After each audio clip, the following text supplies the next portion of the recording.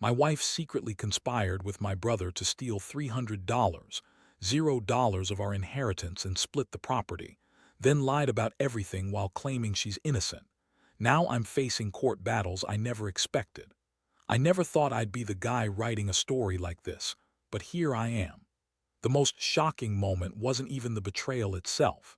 It was the sudden realization that everything I believed about my marriage was a lie. It all started with little things, strange texts, secretive phone calls, and her acting distant. But I guess I was too blind or maybe just too comfortable to see the signs. Then, out of nowhere, I stumbled upon something that changed everything forever. A series of bank statements and messages on her phone that proved she'd been secretly plotting with my own brother to steal our inheritance and split the property. I'm talking about over $300, $0 that I thought was safe, locked away in our joint account, meant for our future, for the kids, for everything we worked for. And she was planning to take it all with my brother's help. Her name is Jessica, and I married her 4 years ago. She's always been a little bitchy, demanding and manipulative, but I never suspected she was capable of something this cold and calculated. My brother Mike is supposed to be my best friend, someone I trusted implicitly. But apparently trust is a fragile thing, easy to break if you're willing to lie, cheat, and conspire behind someone's back. It started with small fights, nothing unusual in a marriage, right? She'd get annoyed if I didn't do things her way, accuse me of not caring enough, and throw tantrums over the shit. But lately, she'd been acting even more distant. She'd go out with friends, come back late, and hide her phone whenever I was around. I'd notice her deleting messages, her changing passwords, and her avoiding conversations about money or the future. She'd always claim I was paranoid, that I was just imagining things, that she loved me and would never cheat or steal. But I could see through her lies now. One night I was working late and I decided to check her phone just out of curiosity, something I never do, but I had this gut feeling. That's when I found the messages between her and Mike. It was explicit, full of plans to transfer money, fake documents, and even how they'd keep me in the dark while they split everything. They'd even talked about how to make it look like I was the one stealing from the account so I wouldn't suspect a thing. I was stunned. My mind raced. How long had this been going on? How could she do this to me, to us? I felt like I'd been punched in the gut. I didn't sleep that night. I kept staring at the screen, reading those messages over and over, trying to process what I'd just uncovered. Jessica had lied to my face 100 times, telling me she loved me, that I was her everything. Meanwhile, she was plotting with my own brother to take everything I worked for, our home, our savings, our future. I felt betrayed, humiliated, and furious all at once. How could she be so selfish? How could Mike betray me like this? I thought I knew them both, but now I see I was just fooling myself. The trust I had in her, in him, is shattered forever. The worst part, she's still acting normal. She smiles, cooks dinner, and pretends everything's fine. But I know her. Secret now. I know what she's been planning behind my back. I feel like I'm in a nightmare I can't wake up from. And the worst part is I don't even know how to confront her without losing my mind. I just want to understand. How did my wife and my brother, two people I love, betray me so completely? I never thought I'd be in this situation, but here I am, staring down the barrel of a betrayal I never saw coming. The next morning, I woke up feeling like I'd been hit by a freight train. My head was pounding and I couldn't shake the image of those messages on her phone. I knew I couldn't ignore it anymore. I had to confront her, but I also had to plan carefully. I didn't want her to catch me off guard or destroy any evidence. Still, the rage was bubbling inside me and I knew I needed to be smart about this.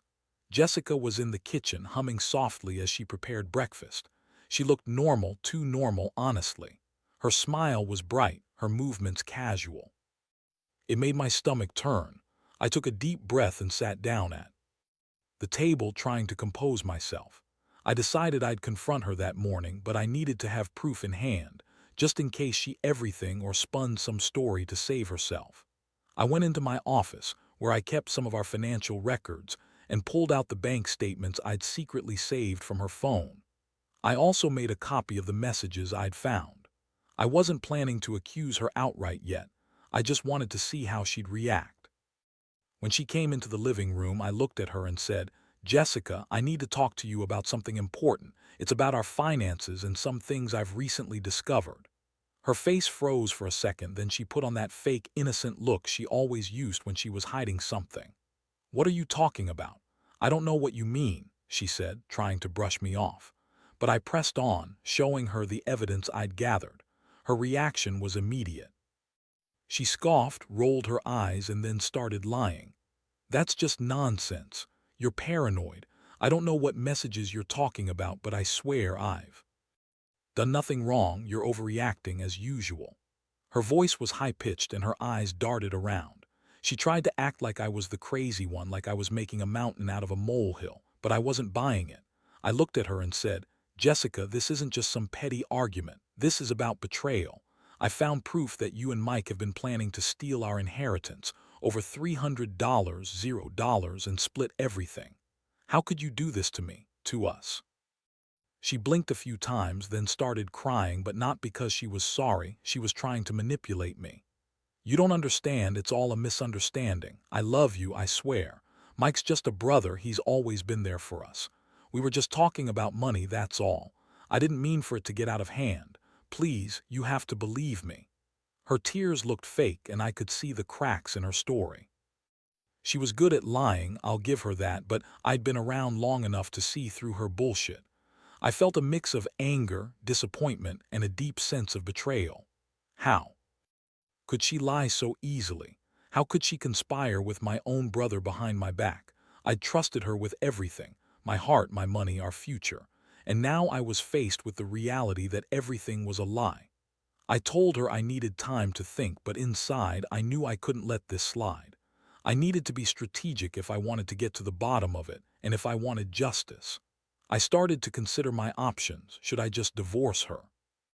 Or was there a way to expose her and make her pay for what she'd done? The feeling of betrayal was so raw, so intense I could barely breathe. That night I couldn't sleep. I kept replaying everything in my head, the secret meetings, the lies, her fake tears. It was like a punch to the gut every time I thought about how she'd been lying to my face all this time. And the fact that my brother was involved, that made everything 10 times worse. I'd always thought Mike was a good guy, someone I could trust with my life. Turns out I was wrong. Now I was stuck in a whirlwind of confusion, anger, heartbreak, wondering how I'd ever be able to trust anyone again. The worst part, I still didn't have all the answers. I knew this was just the beginning of a long, messy battle I wasn't prepared for. The days that followed were a blur of planning and trying to keep my composure. I couldn't let Jessica know I was onto her too much, not yet. That would give her the chance to destroy evidence or come up with a new lie. But I also knew I couldn't just sit around and wait for her to slip up again. I had to be smart, methodical. I started digging into our bank accounts, trying to piece together how much money she and Mike had already taken. I found transfers from our joint account that I never authorized and suspicious payments that didn't make sense. The more I looked, the clearer it became. They'd already moved a significant chunk of the inheritance, and they were planning to take even more. I also discovered that Jessica had opened a secret account under a fake name, probably to hide her tracks. I couldn't believe I'd been so blind. How did I miss all of this? How did I let her get away with it? I decided I needed someone on my side, someone I could trust to help me figure out the next move. I reached out to a lawyer I knew from work, someone who specialized in financial fraud and family law. I explained everything, and he told me I had a case, but it was going to be complicated. Jessica was already spinning her lies, claiming I was paranoid and trying to control her. She'd already started to paint herself as the victim, saying I was accusing her for no reason, that I was jealous, that I didn't trust her. That made me furious. She's always been manipulative, but now she was taking it to a new level. Meanwhile, Jessica's attitude kept getting bitchier. She started accusing me of spying on her, saying I was crazy for going through her stuff. You're just insecure, she snapped one night. You think I'm cheating, but you're the one who's suspicious of everything I do. Maybe you're the one with something to hide. That's when I saw her real face, bitchy, entitled, and completely unrepentant. She kept insisting she was innocent, that I was just paranoid, and that I was ruining everything because I didn't trust her, but I knew better now. I saw her for what she was, A liar, a thief, and a manipulator. I started to feel the emotional toll. I'd always believed that marriage was about trust and honesty, but this shattered that illusion. I was angry at her, hurt that she'd betrayed me so deeply, and even more hurt that she'd lied so convincingly. I felt betrayed by my own brother, who I'd always defended and trusted. Every time I thought about the money, the lies, and the way she'd used me, like I was some fool she could manipulate, I felt this sick mixture of rage and despair. But I also knew I couldn't let her see how much she'd hurt me. I had to keep my cool, gather evidence, and plan my next move carefully. I started documenting everything: screenshots of messages, bank statements, dates, times, and any suspicious activity. I didn't want to leave anything to chance. I knew she was probably planning to spin more lies, to deny everything, or worse, to destroy evidence. I had to be one step ahead. One night after she went to bed, I sat in the dark and stared at the phone. I felt so helpless and furious at the same time.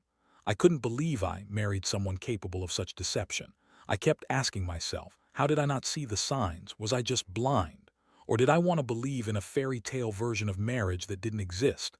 Deep down, I knew I had to face the reality. Jessica was not the woman I thought she was. She was a liar, a thief, and a bitch who had been planning to screw me over for months.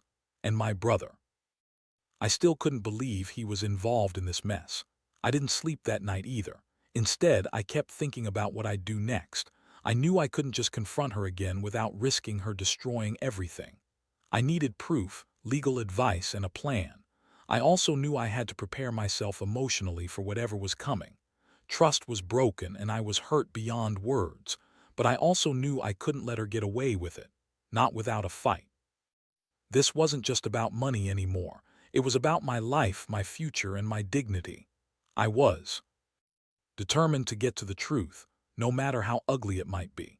Over the next week, I kept my cool on the outside, but inside I was boiling. Every conversation with Jessica felt like walking on a razor's edge. She was still pretending everything was fine, still throwing her bitchy little fits when I questioned her about anything. She'd pout, accuse me of being controlling, say I didn't trust her, and then storm off. But I could see the cracks in her facade widening. She was getting more aggressive, more defensive, and I knew she was trying to cover her tracks even harder. I kept gathering evidence in secret, saving every bank statement, screenshotting every suspicious message she sent, and even installing a discreet app on her phone to track her locations. I wasn't proud of it, but I had to be sure. I also reached out again to my lawyer, who advised me to prepare for a possible legal battle. He warned me that Jessica might try to spin this as me being paranoid or jealous, so I had to be meticulous in documenting everything.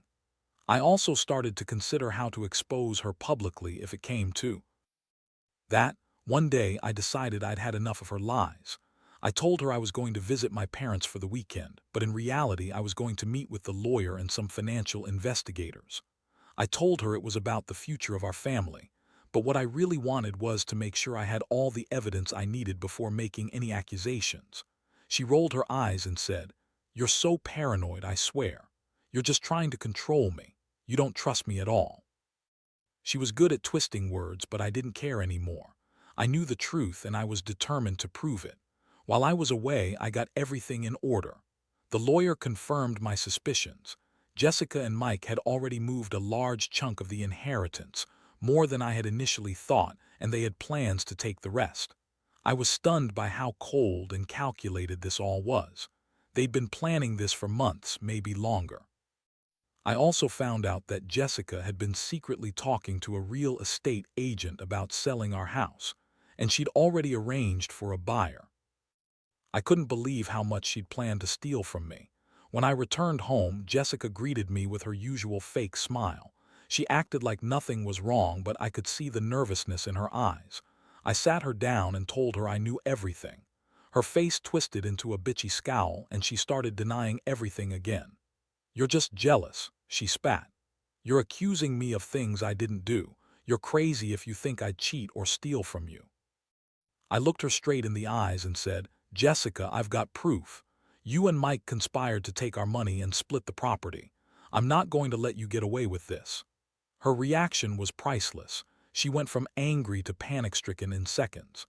That night she screamed at me, calling me all sorts of names, controlling, paranoid, insecure, and said I was ruining everything. She told me I was overreacting, that I was imagining things, and that I was just jealous of her relationship with my brother. I couldn't believe the level of her bitchiness. She was so good at twisting the truth to suit her lies. But I knew I had the upper hand now. I'd gathered enough evidence to take her to court if it came to that, and I was ready to fight. The emotional toll was heavy. I felt betrayed, humiliated, and hurt beyond words. But at the same time, I felt a strange sense of clarity. Jessica had shown her true colors: selfish, manipulative, and utterly untrustworthy. I'd been so blind, so trusting, and now I had to pick up the pieces of my shattered life. I started to realize that this wasn't just about money or betrayal, it was about my self-respect. I refused to let her destroy me, and I knew I had to stand strong, no matter how ugly things got. In that moment, I made a decision. I would fight for what's mine, for the truth, and for my dignity. I wasn't going to let her or my brother get away with this. I was done being the nice guy. It was time to take control of my life, even if it meant ending my marriage or going through a messy legal battle. I'd rather face the truth head-on than live in a lie any longer. The betrayal was deep, but I was determined to come out the other side. The legal process kicked off faster than I expected. I met with my lawyer, and we started filing the necessary paperwork to freeze the accounts and prevent Jessica from selling the house or transferring any more funds. Honestly, it was a surreal experience. Seeing everything I thought was secure suddenly turned into a battlefield. Every day brought new surprises. Jessica's bitchy attitude intensified, and she started throwing wild accusations at me, claiming I was trying to ruin her reputation, that I was just jealous of her success with my brother. She insisted she was innocent, that she'd never do anything to hurt me, but her words sounded hollow. Jessica's reaction to the legal filings was classic. She went into full-blown denial mode, claiming I was trying to ruin her life, that I was crazy for even thinking she'd betray me. She accused me of controlling her, of spying on her, and even tried to turn our friends and family against me, saying I was paranoid and jealous. The more she lied, the more I saw her true colors: selfish, manipulative, and utterly ruthless. She'd been plotting this for months, probably longer, and she was doing everything in her power to keep her lies afloat. Meanwhile, I couldn't help but feel a mix of anger and sadness. I trusted her with everything: my love, my money, my future. And now I was fighting to keep what's rightfully mine. The betrayal cut so deep, it was almost physical.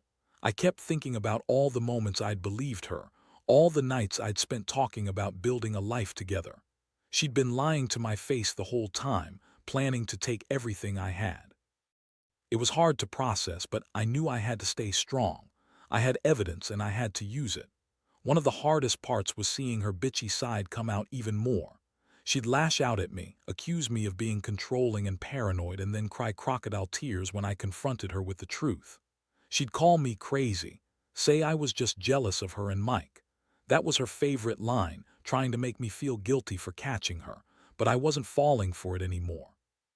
I could see through her manipulations. I knew she was trying to spin this as my fault, but I had enough evidence otherwise. Things got even more intense when she found out I'd hired a private investigator. She started accusing me of invading her privacy, calling me obsessive and crazy. But I didn't care. I needed to know everything, every secret, every lie, every move she made.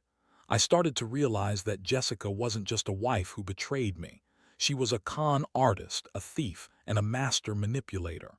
And I was the only one who could stop her from taking what was left of my life. The emotional toll was brutal. I'd wake up every morning feeling sick, knowing I had been played for a fool. I questioned myself constantly: was I too trusting? Did I miss the signs? But deep down, I knew I'd done everything I could to be a good husband. Jessica chose her greed over us, over me. She chose to conspire with my own brother, betray her vows, and lie to my face. That realization hurt worse than anything. I felt abandoned and furious. How could she do this? How could she be so bitchy, so cold, so utterly selfish? Despite everything, I refused to give up. I kept pushing forward with the legal process, gathering more evidence and preparing to face her in court. I knew it was going to be ugly, and I knew she'd try every trick in the book to get out of it, but I also knew I had the truth on my side. I was tired of being the victim, tired of feeling betrayed, but I was more determined than ever to fight for what's mine. I didn't want her to walk away scot-free. I wanted justice, not just for the money, but for the years I wasted trusting someone who didn't deserve it. Looking back now, I realize this whole nightmare has changed me. I'm not the same guy I was when I got married. I've learned that sometimes the people closest to you can turn out to be the biggest liars and thieves. Trust is fragile and betrayal cuts deep. But I also learned that I'm stronger than I thought. I'll fight for my rights, no matter how bitchy or manipulative she gets. And in the end, I know I'll come out of this better, wiser, more cautious, and ready to rebuild a life where honesty and loyalty actually matter. The court dates came faster than I expected, and walking into that courtroom, I felt a mixture of exhaustion and determination. Jessica was there, looking even more bitchy and defiant, trying to wear her innocent mask, but everyone could see through it. My brother was sitting quietly, avoiding eye contact, probably regretting every decision he'd made. I had all my evidence laid out: screenshots, bank statements, recorded messages, and I was ready to fight for what was mine. The proceedings were brutal. Jessica lied, twisted facts, and tried to paint herself as the victim, but my lawyer was relentless. We presented everything: proof of her conspiracy, her secret account, her plans to sell the house, and her collusion with Mike. Jessica's face turned red with rage and frustration, but she couldn't deny the facts. When the judge finally ruled, it was clear. She and Mike were ordered to return the stolen funds, and they were barred from selling or transferring any property until further investigations. The judge also ordered an audit of our accounts, and I felt a tiny flicker of relief. Justice was happening, even if it was messy and painful. After the court, Jessica's bitchy attitude exploded. She yelled at me, calling me every name under the sun, claiming I was ruining her life, that I'd destroyed her reputation, and that I was just some jealous, controlling husband. She stormed out, slamming the door behind her, her tears mixed with rage. I watched her leave, feeling a strange combination of anger and emptiness. I'd fought hard for this, and I knew I'd won some battles, but the war wasn't over yet. My brother approached me quietly afterward, genuinely remorseful.